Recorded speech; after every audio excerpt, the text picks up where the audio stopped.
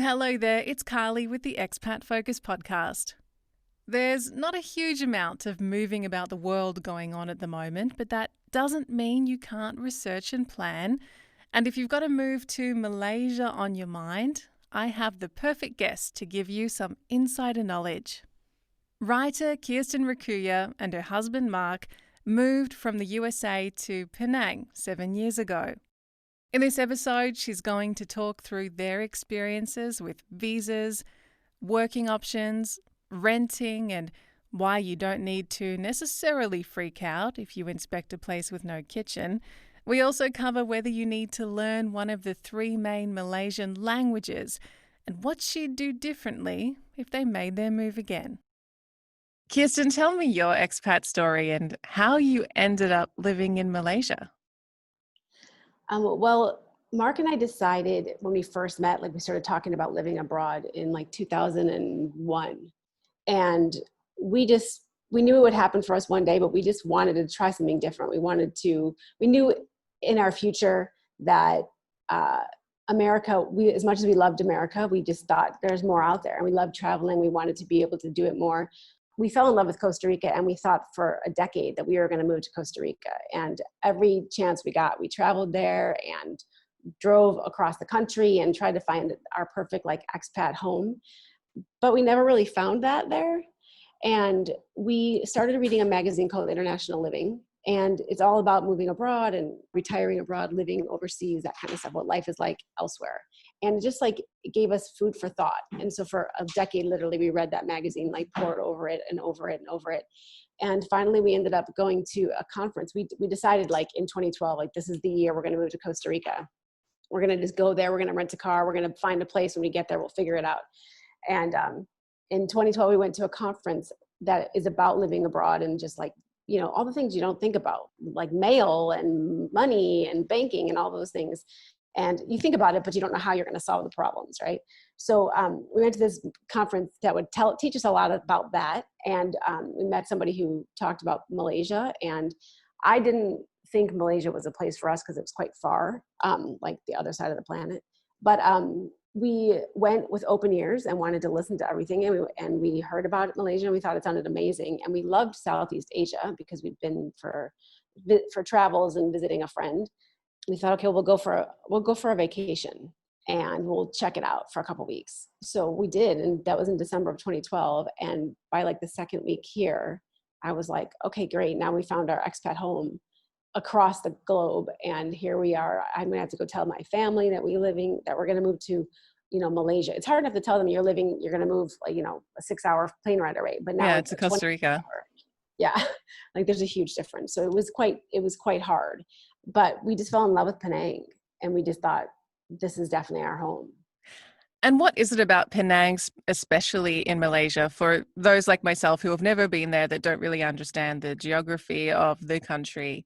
Can you describe Penang for me and why it really sang to you, I guess, on that visit? It's a little island off the west coast of peninsular Malaysia. And I had no idea about Malaysia before we came here. And it's a totally multicultural country. So there's 3 major ethnicities here. There's the Malay, there's the Chinese, and then there's Indians. Everyone's Malaysian, but there's big 3 subsets basically. And because of that, there's this beautiful cultural mashup that is so unique and exotic and easy going. The people are so amazing. The food is amazing. Everybody speaks English. So I would say that made it this perfect world for us. We knew we would have to work. We knew we didn't have to start learning a new language to do that. We can communicate easily here. It's kind of first world and developed world all at the same, or developing world all at the same time. You can go into a mall and spend $1 million at Michael Kors and Coach and all that kind of stuff, but you can have $1 meal, so there's everything in between. So we loved the cultural mashup. We loved how exotic it is, but how comfortable it is. So it's got all the first world amenities that we wanted in life. We didn't want to pioneer living in, the jungle somewhere and try to make it work. We wanted to live in a place where there were other expats and there were a booming lifestyle that's full of energy. And Penang has that in spades. And I guess step 1 after your visit to Malaysia and deciding this is where you want to move would be getting permission to be there. So what did you discover when you looked into visas, and what did you end up going with? Once we moved here, we did a tourist visa for a year, which is every 3 months you travel in and out. They don't like that, like no other country, like every other country, no country likes that you're traveling in and out and doing visa runs. But they kind of And tolerate it, don't they? they tolerate it, but they don't have to. And at any given moment, they can just be like, nope, you're not coming back. But we had already rented a place. Like we were moving. So it wasn't like if they said, oh, you're not coming back in, we would have been horrified. What would we have done? We have to find another country to move to all of a sudden. Like there was always that weighing on us. So then we started a business here, a medical tourism business, and we got a business visa, which is a 2-year visa. But when that visa was up and we had decided to close that business because it sucked, Mark was old enough to get a 10-year visa. So one of the most attractive reasons for a lot of people, especially retirees, is this MM2H, which is Malaysia, my second home. And it's a 10-year renewable visa, which is pretty much unheard of in the world, like a 10-year visa. So, but you can get it when you're under 50, but it doubles the amount of money you have to put into the country. So basically the 10-year visa, when Mark turned 50, we said, let's go for it. People call it a retirement visa, but it's really not. You're not allowed to work on that visa, which is why people think it's a retirement visa. But for the most part, what it is like, you have to prove that you're actually allowed to, that you can sustain yourself in the country without being a burden to the country itself. So for us, when we had the opportunity to do that, we thought, oh, let's just do it. We're not going to create a business in Malaysia any longer. We're going to work on our own things. We're going to recreate ourselves again. We are not planning to go anywhere for a while, and let's just go for it. And basically what you need to do for it is, besides like the medicals and that kind of stuff, the biggest requirement is money. So you have to put in, at this moment, it changes often, but at this moment, I believe if you're over 50, you have to put in 150,000 ringgit into a bank account here that you can't touch for the most part. There's a couple things you can do to take a little bit out, but for the most part, you have to leave it in a bank here. So is that like your security blanket? Yeah. Okay.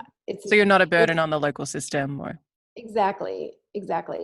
So it proves to them that we don't need Malaysia's handouts to live here. Like we can survive, we can support ourselves, but you also have to prove that you have a monthly, like enough monthly income coming in so that you're, again, not going to work here. So I think that is 10,000 ringgit a month. So that could be from real estate, it could be from a pension, it can be from whatever. It could be from job that if you're working remotely, it's your job back in the States, whatever it is. So the primary thing is that they want to make sure you aren't going to tax the system. So once you have proven that, it's like you have to get a health check. You have to make sure that you're not a criminal, that kind of stuff. That's kind of basic, the paperwork. But having a 10-year visa and having, not having to worry about it and traveling in and out when we feel like it and no one questions a thing, it's definitely the easiest way to go. Because after that 1 year, I was getting questioned every time we came back in, like, why you keep coming back in? What's going on? Are you doing visa runs? No, we just have friends and family here. Like, that guilt. I must look like I'm guilty because I got questioned a ton. So are you the type that gets really nervous at those customs checks and just like, totally, you're not guilty, but you make yourself look guilty? That's me all the time. Totally, for no reason at all. Like I'm completely legit, and I still, even now, I'm like, oh, what if they say no? Like they can't say no. I have a legal reason to be here, but they just power hungry, I think sometimes. So a couple of questions. You mentioned 10,000 in local currency. What would that be in US dollars per month? I think it's about it changes obviously, but about $2,000. Okay. US, and yeah. so how do you and your husband manage that in terms of showing that you have income coming in? So what we did was because we have some rental properties in America. So that was what worked for us at the time. But again, just so you know, everything, like in the last 3 years, we've had 3 different prime ministers. So things keep changing. The visa program itself will be there, but sometimes they decide they want to change requirements and they put in, for the most part, the money has stayed the same, but I don't want you to put this out there and say, and not let people know that these requirements change, because it definitely can change at any time. And Malaysia's a developing nation, and they develop rules as they go sometimes. Yeah, absolutely. So, yeah, we did it with real estate. So, and we have an agent here who helped us with everything, which I think is key. You don't have to have an agent do it, but I feel like for the money that you spend to hire an agent, it's like paying somebody to take any headaches that you will have, because you will have, it's red tape, it's bureaucratic stuff, you will have headaches. Why not just pay someone else to do it? So we know people who've done it themselves and they say it's not so horrible, but I'd say 99% of the people here on MM2H do it with an agent. And so what do people do if they're not on a 1-year tourist visa, or they're not on this visa for over 50s? What is a other common visa that foreigners in Malaysia tend to be on? So there's no 1-year visa. It's a 3-month visa for Americans, but Right. different countries, it's maybe it's 30 days or 60 days. It's different for different countries. That's it. It's either the tourist visa, which is the temporary one, a business visa, which you have to apply when you're here and try to get that. If expats come here on a work contract, their company will get them a working visa. But other than that, there's really nothing else. There are some like people who can get permanent residency after living here for 10 years, or talent visa. If they come here and they open up a business and they show that they've got some skills that are needed here, they can get a talent visa. But 99% of people are either tourist visa or MM2H. So for an expat looking for a local job, how realistic is that in Malaysia?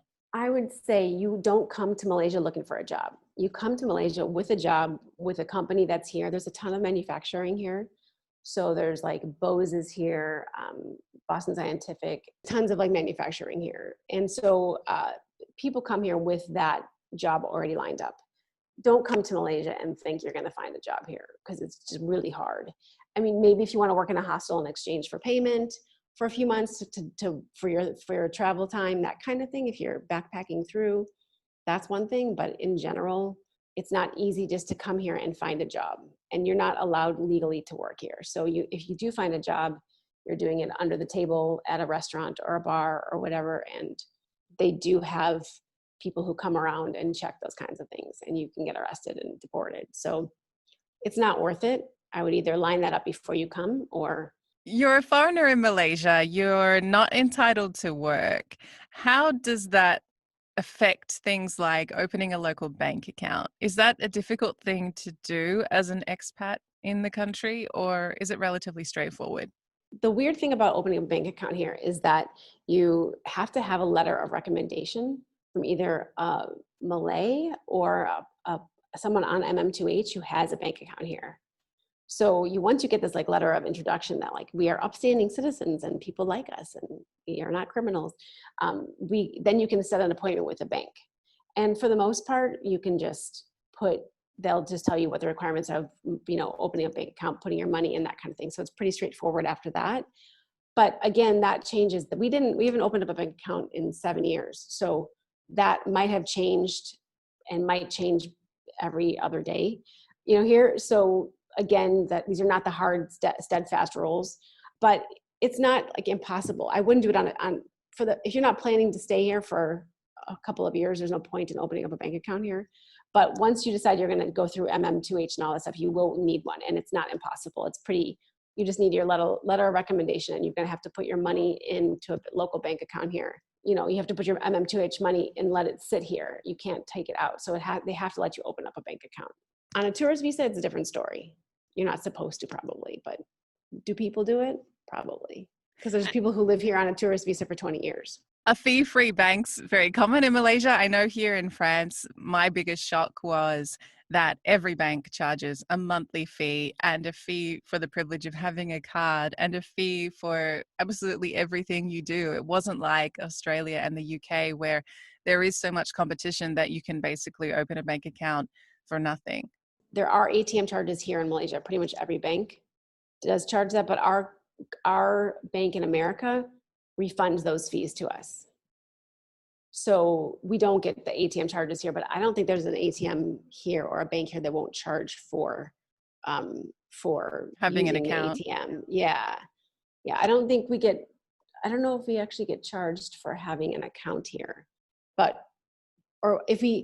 I know that if we use our bank account, if you go to the ATM from our bank, we won't get charged fees.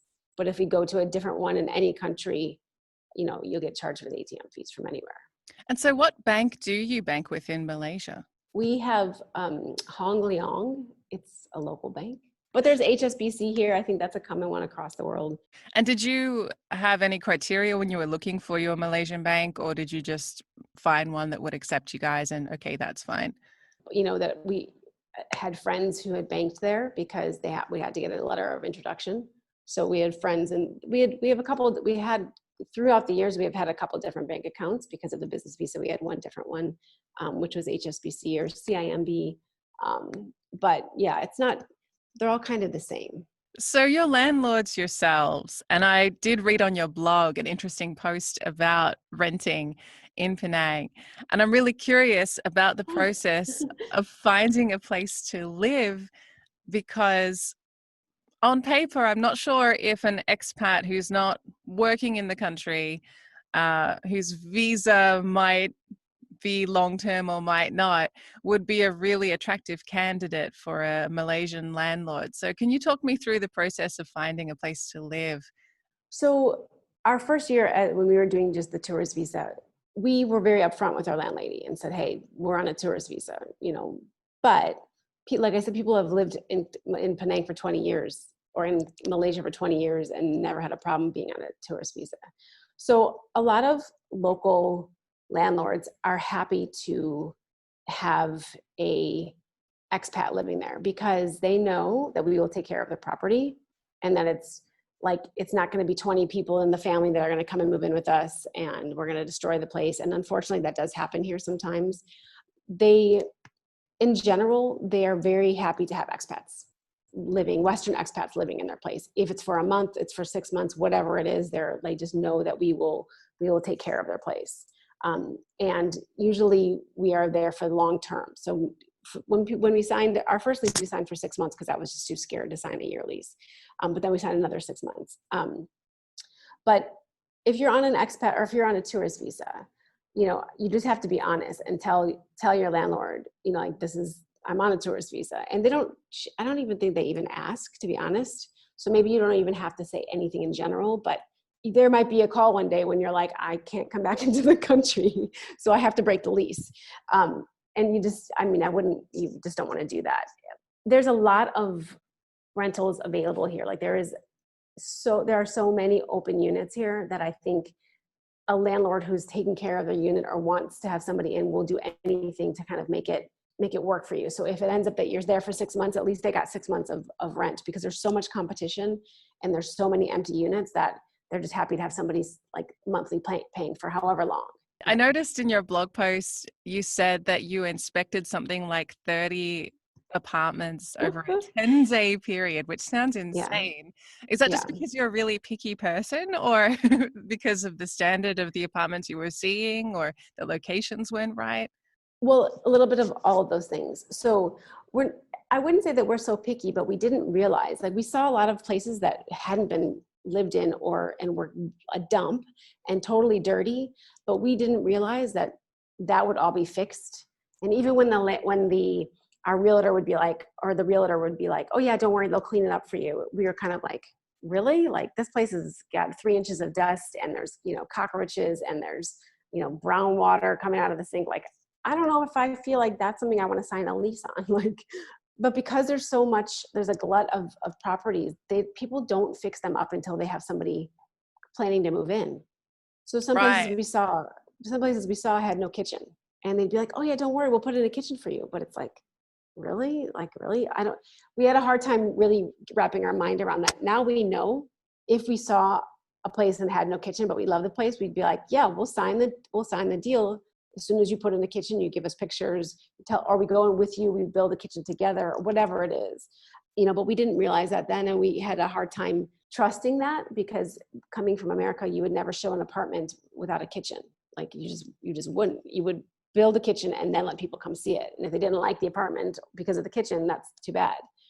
So for us, we saw so many places because there were places that were unfinished, and there were places that were filthy, and there were places that the realtors, we'd say we want to live in one area, and they'd be like, okay, great, come in, let's go. I'll show you these places in Tanjung Bunga. And then next thing you know, we're driving half an hour away. We'd be like, but you're not listening to our needs. So there was kind of a little bit of all of those things. I feel like now it wouldn't take us nearly as long because we understand that. How was your experience with real estate agents then? Is it necessary to go through an agent to rent a place in Malaysia, or could you have done it privately through forums and directly with landlords? We didn't hire an agent. We did it ourselves. So what would happen was we'd go online, we'd find these places, and then we'd call the real estate agent directly who could show it to us. So we ended up working with like 20 different real estate agents. No, they're not that great here. In general, it's not the same as in America. And from what I've gathered and heard from friends in Australia, where you can you're going to hire an agent, that agent's going to take you to all the places. You can do that here, and they are getting better and more knowledgeable. And, we'd call up someone and be like, okay, so how big is the place? What's the square footage? And they'd be like, we don't know. Well, how gives you so much confidence. Right, exactly. So you don't need to hire somebody, but there are people that it would help if you could find someone that you've been referred to that is done a great job for a friend. I wouldn't just pick someone willy-nilly off the internet and be like, can you find places for me, because they suck. But if you get a referral from somebody, then you can go with it. We know realtors now who I would definitely say to go with, but we would still go online and do the research ourselves because we're just those kind of people. Did you have to sign a contract and pay a deposit? Does it work pretty standard in that regard when it comes to renting a place in Malaysia? The longer the contract, the more they're willing to negotiate, but I would never suggest, if it's your first year, to sign a multi-year lease, just because you never know what your neighbors are like, the neighborhood is like, until you're there for a couple months. The deposit is a 2-month security deposit, and you also have to pay an agent fee. So that's usually, for 1 year, that's usually like half of a month's rent. If it's longer than a year lease, then you pay the full month's rent. It's generally a 2-month security deposit, but everything is negotiable. So it doesn't hurt to try to negotiate that down if you want to. What sort of negotiations were you guys able to do? We definitely negotiated. I think we negotiated the rent down a bit. I think originally she wanted like 3,500, and now we're at 2,800. And every year she tries to raise it, and we always say no. So we've stayed at 2,800 for the last 6 years. And I think, and we negotiated some of the furniture. So the furnishings were kind of awful in some of the rooms here. So we said, look, you have to change the couch, you have to take out the bed. So, you can negotiate taking out furniture, you can negotiate the rent, you can negotiate pretty much anything. If you want them to put in something, if you want them to put in a washing machine or a dishwasher, ask for it. You have power because there are It's a renter's market, available. right? Yeah, that's really good to know. Kirsten, you mentioned that most people in Malaysia speak English. Is there a need or a desire from many foreigners to learn the local language, and what would that language be? So because so many people speak English here, there is no need to learn another language. Now, it is a nice thing to do if you want to, but the challenge with learning another language also is that there's Malay or Bahasa, there is Hokkien and Mandarin. So Hokkien is a dialect of Mandarin, basically. And then there's the Indian people, which speak either Hindi or Tamil. So I think learning a language here makes it, most people would say, or learn a few. Yeah, everybody here speaks English for the most part and Bahasa. So if you learn Bahasa, you could speak it to everybody. However, when you're speaking to a Chinese person, they don't want to speak Bahasa to you. They want to either speak Hokkien, Mandarin, or English. So it's kind of up in the air. If you want to learn a language, it depends on who you're going to spend most of your time with. If you're going to spend most of your time with Chinese Malaysians, then learning Hokkien is the best way to go. But that's not easy. It's learning Mandarin. And Hokkien's only spoken in like one section of China and here. So there's no benefit of learning Hokkien. It's better to learn Mandarin, but that's not like it's an easy feat. So most people here will learn a little bit of Bahasa, just like the niceties. So I know how to say like thank you in Hokkien, like good morning in Bahasa, thank you in Tamil, that kind of stuff. It's just a little bit of everything. But English is the easiest, and that's what most people speak. Does that mean that administrative issues can be all done in English then as well, and any official documents you have to deal with? No, there's a lot of official documents that are only in Bahasa, which makes it a challenge. Another reason why hiring someone to do the MM2H is important. A lot of that stuff is in Bahasa, but it's also sometimes in English on some forms. So you have to ask for English translations and stuff like that. It's not all done in English. My next question is about healthcare. We talked about the types of visas that expats can get from Malaysia and the importance of having money in a local bank account to show that you're not going to be a burden on the local system. Does that mean that you can't register for the local public health service, that you need private insurance, or how does that work for a foreigner? So there is no like registration here. You just show up at a hospital and you go to the doctor. It's pretty amazing, actually. And the healthcare system in Malaysia is like amazing. The doctors have all been trained abroad in the world. Like half of our doctors have had offices in Australia, and the other half in the UK, and some in America. Like every doctor here has worked outside of the country and learned everything they know for the most part away. That's not to say that there aren't Malaysian doctors that have never left, but basically, if you get sick, there's two different things you can do. You can go to a local clinic, which we go to, and it's like $12 to go see a doctor. And it's just kind of like a quick thing. If you were like had a cold or a fever kind of thing. If you're really sick or you need to see a specialist, you literally just go to the hospital where that specialist works. You take a number and you wait for them to call you, and then you go see that specialist. So there's no like you don't have to get referrals to see anybody. You just show up. And that you have to pay out of your own pocket. If you want to get insurance in Malaysia, you can, but for an expat on MM2H, you have to have insurance. But we didn't have insurance for the first couple of years because we were just paying out of pocket. Everything is so inexpensive. Like I had a sinus surgery and I spent 3 days in the hospital with around the clock, private room, around the clock care at a amazing hospital, and everything's super modern. And it cost $1,800, which is a joke because that in America, you couldn't even take an ambulance to the hospital and pay less than that in America. So, for us, that actually was what we were paying almost per month for insurance in America. We were paying $1,100 a month. So for us, we were thrilled with having, healthcare, top-notch healthcare for, it's peanuts. So you don't have to have insurance here, but you have to be able to pay for it. You can put on your credit card or pay cash, they don't care. But most expats, let me rephrase that. When you first get your MM2H, you do have to have insurance. But some people kind of let it lapse and it doesn't really matter, because they just have a fund that they know that if anything happens, they can take money. They'll have money to cover it. But insurance is really cheap here and worth getting. So, and the coverage is good. And based on the cost of things like medical procedures, I can understand now why medical tourism might be a thing in Malaysia. Yeah, it's a huge thing in Malaysia.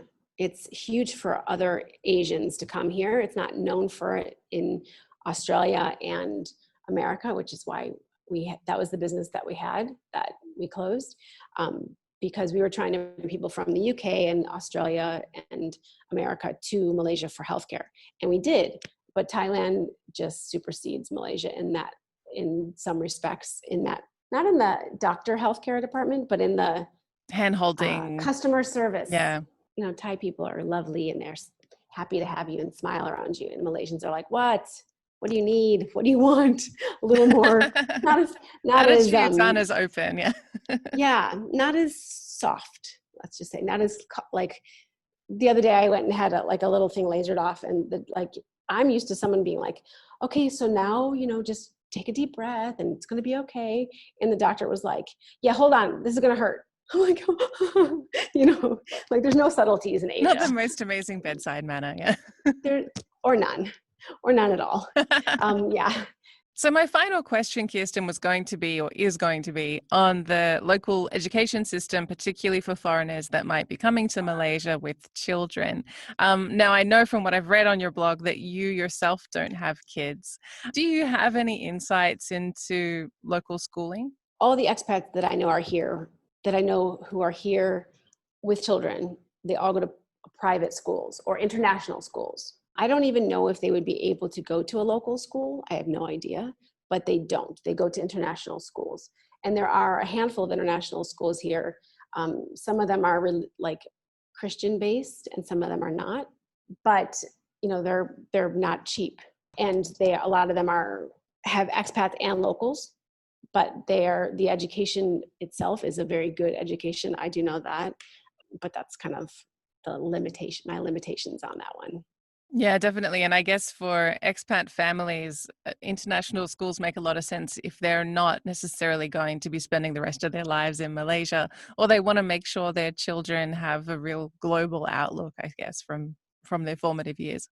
Yeah, and it is quite amazing when I talk to my friends who have kids here, in their school, in their class, maybe it's of 30 people in their class, and they've got literally in 30 people, they probably have 15 different nations, which is pretty amazing. I mean, and that speaks to Penang itself and Malaysia itself. I've never been around such a diverse group of people. Every time we have a dinner party or a get together or a party, you could speak to people from 15 different countries. I mean, coming from Chicago, I didn't have that kind of exposure to from everyone from Zimbabwe to South Africa to Germany to Scotland. I mean, and that is one of the things I truly love about living here. Kirsten, just finally, if you could make your move to Malaysia again and do the last 7 years again, is there anything or any key points that you would have done differently? Yeah, I would have probably tried to figure out a way to work remotely. I owned a business before and I sold it. And I think I would not have sold it. I would have just worked remotely. It would have made our lives here a lot easier. And wouldn't have had to reinvent ourselves so dramatically, upon the move. But I don't think I would change where we are or how we came about it or anything else. I think, learning from your mistakes and how things go is part of the journey. And it's made me a stronger, smarter, better, more patient person because of moving away. And what's your best piece of advice for anyone looking at making the move to Malaysia, not necessarily tomorrow, based on the state of the world, but in the future? I would say the best piece of advice is do a test run. Like, don't just show up in Malaysia and hope you're going to like it. It's not your home. It's not America. It's not Australia. It is nothing like it. You will stand out here. There are a ton of expats here, but you are a foreigner and you will always be looked at as a foreigner here. But you will be welcome. There's no question about it. The Malaysians love foreigners. They are happy to have us here. They are kind people. And I've never felt anything but warm welcomes from Malaysians. But my biggest advice would be you have to come and check it out because, the heat could kill you, the humidity could kill you, and just maybe you don't like the food. I don't know, that would be crazy because everybody loves the food. But if you plan to move out of your home country and you are making a full move, I would definitely go and test it out for at least a month if you can. And don't go on vacation there. Go there and look at real estate, look at where you want to live, look at grocery stores, look at how your daily life is going to be, look at schools if you have kids, how your daily life is going to be because it's not vacation.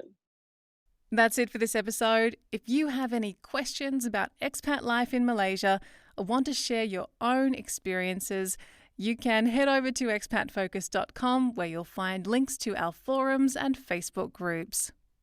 Be sure to check out our other episodes. We cover all aspects of expat life all over the world. If you like what we do, please share us. Subscribe on your favorite podcast app, and we'd love to read your review. I'll catch you next time.